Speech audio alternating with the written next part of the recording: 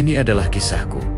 Arga yang terlempar ke masa lalu, masuk ke tubuh Pangeran Sriwijaya. Pangeran Dapunta Hyang yang berjuang untuk kesejahteraan rakyatnya. Pagi itu, aku masih selalu setia ditemani Dayang Sri. Aku tidak ingin canggung, makanya Dayang Sri kusuruh biasa saja sikapnya ketika tidak ada banyak orang. Bagi seorang Dayang, dia terlalu cantik. Lama-kelamaan, aku merasa sangat nyaman di sini. Meski kadang aku selalu stres jika memikirkan nasibku yang terlempar ke dunia masa lalu. Aku harus tetap menjalani kehidupan ini agar rahasia peristiwaku terkuak. Aku mulai bertanya kepada Dayang Sri, sebenarnya bagaimana Pangeran Dapunta di kehidupannya?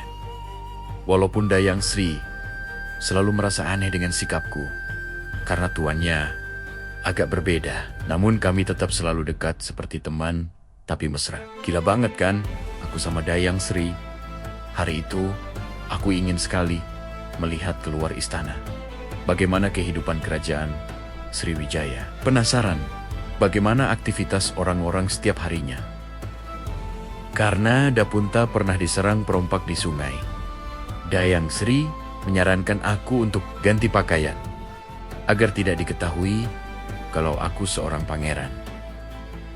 Pakaian Dapunta untuk berkelana keren sekali, seukuran pakaian zaman kerajaan. Desainnya seperti karakter game yang tiap hari aku mainkan, seperti Assassin.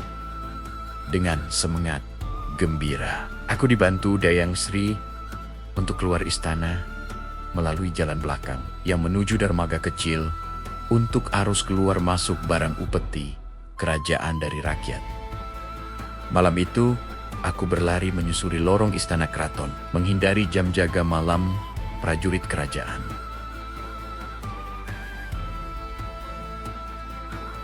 Ternyata, aku tidak luput dari intayan penjaga. Mungkin aku disangka maling. Segera berlari dan kabur. Adrenalinku terpacu campur senang dan was-was. Terpaksa, aku melompat tinggi melewati pagar istana. Wih, tak kusangka, tenaga tubuh Dapunta lincah juga. Aku bertemu penduduk di dermaga. Aku meminta numpang. Kebetulan mereka mau berlayar menuju pasar di pusat kota. Hampir semalaman perjalanan, akhirnya aku sampai di pasar pinggir Sungai Musi pagi-pagi. Sekali, suasana sudah ramai. Tidak beda seperti pasar-pasar di masa depan. Banyak parahu-parahu kecil dari berbagai daerah sekitar. Mereka membawa rotan untuk dijual. Rotan gulungan yang biasa dipakai untuk menganyam dinding rumah atau berbagai alat perabotan rumah tangga lainnya. Pak Tuan nelayan yang membawa ikan-ikan segar hasil menjala di sungai atau laut. Aku takjub dengan suasana ini. Kalau di tempatku, ini namanya ikan derbang, seperti ikan nila, tetapi lebih besar dan panjang.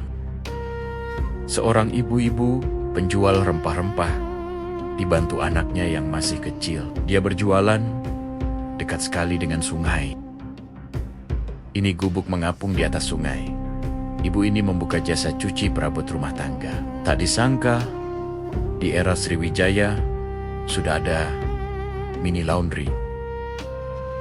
Semakin aku penasaran bagaimana kehidupan orang-orang di pinggiran sungai ini. Mari kita eksplor aktivitas di kerajaan Sriwijaya. Ada apa saja?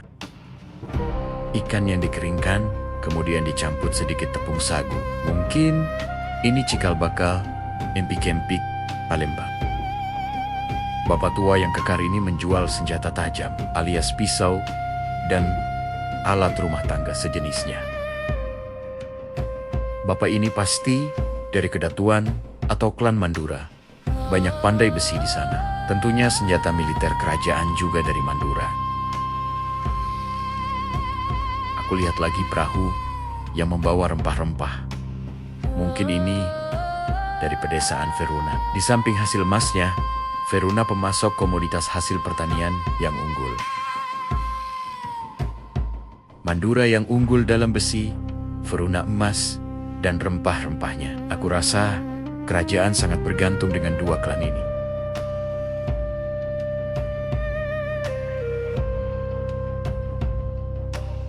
Aku coba bertanya pada pedagang rempah-rempah itu. Ternyata ada juga pemasok dari klan Salaka, penghubung pedagang lokal dengan pedagang kerajaan asing atau seberang.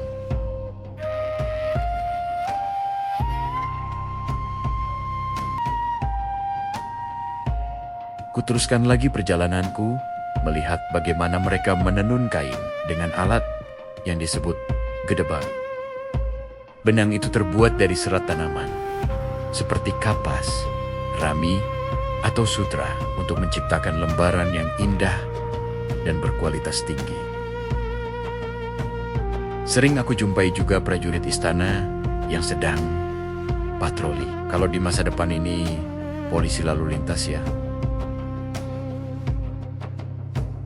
Ternyata Sriwijaya sudah sejak dulu menjadi pusat perdagangan, letaknya yang strategis di sela-sela Malaka, jalur perdagangan utama antara India dan Cina. Nampak juga di tengah pasar sebuah candi, mungkin untuk sembahyangan. Candi-candi Sriwijaya berasal dari batu pasir dan batu granit. Tidak terasa, aku sudah keliling hampir siang. Mungkin jam 11-an. Perutku sudah lapar. Bersyukur, aku dibawakan uang koin emas oleh Dayang Sri. Aku mampir di sebuah warung sederhana. Penjual itu memberiku makanan banyak. Aku tidak tahu nilai satu koin emas untuk belanja di sini. Ternyata, satu koin emas dapat makanan sebanyak ini dan lengkap. Aku berjalan lagi, mengunjungi sebuah desa di Salaka, desa pembuat kerajinan. Ada kayu ukir untuk dinding yang dijual di lokal, bahkan ke India. Ada juga pengrajin rotan. Mereka anyam menjadi alat-alat yang berguna.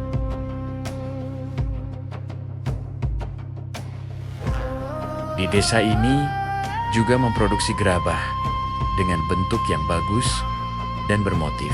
Biasanya ini dibakar biar lebih padat. Aku akan terus berkeliling untuk melihat kemegahan pusat perdagangan, pertanian, dan industri besi di Sriwijaya. Sampai jumpa di episode berikutnya.